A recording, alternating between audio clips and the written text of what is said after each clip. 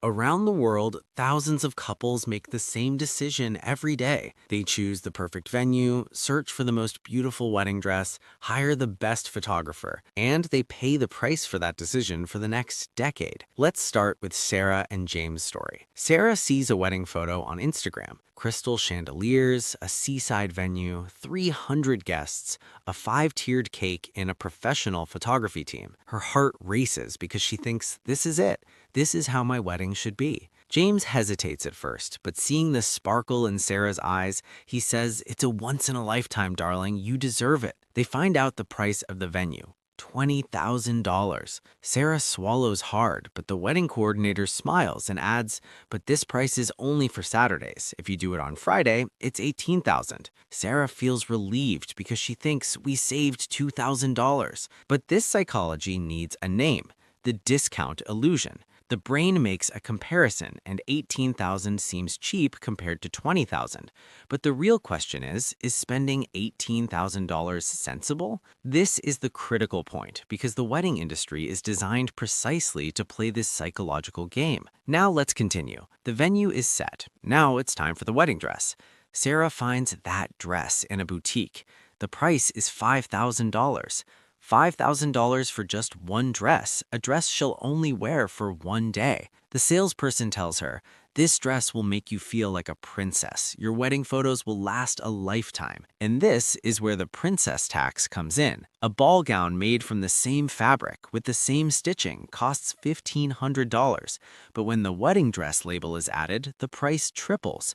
Because the wedding industry knows very well that people can't think rationally in emotional moments. The prefrontal cortex of the brain, the center of rational thought, shuts down, and the limbic system, the center of emotion, takes control. And at that moment, you just feel, "I deserve this. This is special." What about the photographer? $3,000. Flowers, $2,500. Invitations, $800. Music, $4,000.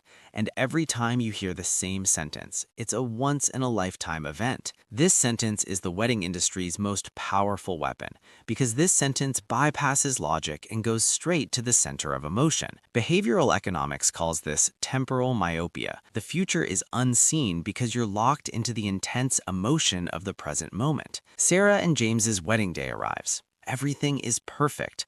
The flowers are wonderful, the food is delicious, the music is magnificent. Guests are dancing, taking photos.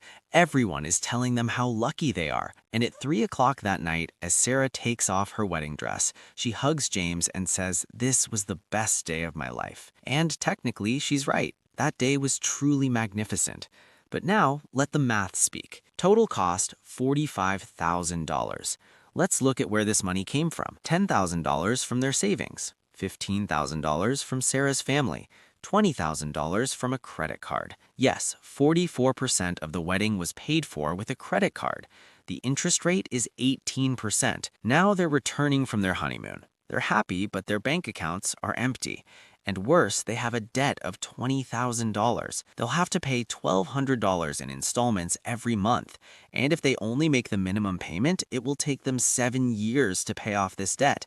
And the total amount they will pay will be $32,000. So the actual price paid for the wedding is not $45,000, but $57,000. But that's not the real tragedy.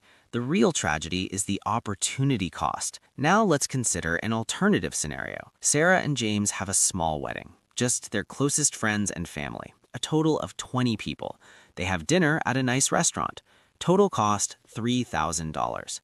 And they invest the remaining $42,000 in an S&P 500 index fund with an average annual return of 8%. Do you know how much that money is worth 30 years later? $423,000. Yes, you heard right. It's a choice between a one-day party and the rest of your life.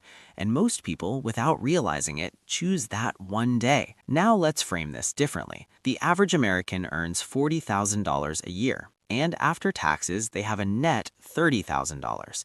A $45,000 wedding is a year and a half of net income. Think about it. For a year and a half, you go to work every day, get up at 6 in the morning, get stuck in traffic, endure the pressure from your boss, put up with all that stress, and every penny earned goes to a 6-hour party. But there's an even deeper truth. The wedding industry sells the perfect day, but it actually sells a status signal. Sociologist Thorsten Veblen explained this 100 years ago with his theory of consuming consumption. People spend money on luxury goods not to be happy, but to climb the social hierarchy. It's like a peacock's tail. That magnificent tail has no functional benefit. In fact, it makes it harder to escape. But it says, look, I can survive even with these disadvantages, so I must be strong. Weddings are the same. The venue is luxurious, so the flowers must be luxurious. The flowers are luxurious, so the food must be luxurious. The food is luxurious, so the music must be luxurious. And suddenly, you're faced with a bill of $45,000. So what's the solution? The solution is this. You need to see marriage not as a fairy tale, but as a company merger. This is called the merger framework. When two companies merge, what do? Do they spend all their capital on an opening party? Of course not. They invest the capital in strategic areas: research and development, growth, investment. Marriage is the same. Two people form an economic union, and a successful union spends money for long-term stability, not for show. Now let's put together a concrete plan. Step 1, set a budget cap. Limit your wedding budget to 5% of your annual income. If you earn $40,000, the wedding budget should be $2,000. Sounds like little? It's not, because the wedding ceremony is actually just a legal formality. You don't need a 5-tiered cake to prove your love. Step 2, intimate ceremony. Only the closest people should be invited, 20, 30 people. Have the wedding at a nice restaurant or a park. Simple, intimate, real. Step 3, freedom fund. Turn the difference between the money you planned to spend on the wedding and the money you actually spent into an investment. $40,000 budgeted, $3,000 spent, $37,000 remaining. Invest this in a low-cost index fund and forget about it. Don't touch it for 30 years. Step 4, the why test. Before every spending decision, ask yourself, who am I doing this for? If the answer is for guests, then don't do it, because guests don't care.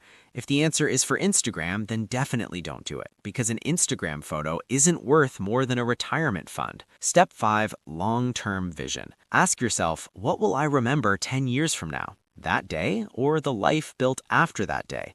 The answer is clear. And now I hear some people saying, but this is so cheap, what will people say? This is where the laziness tax comes in. Spending money to meet the expectations of others is the most expensive tax, because those people won't be paying their credit card debt. Those people will be stressing while others sleep at night.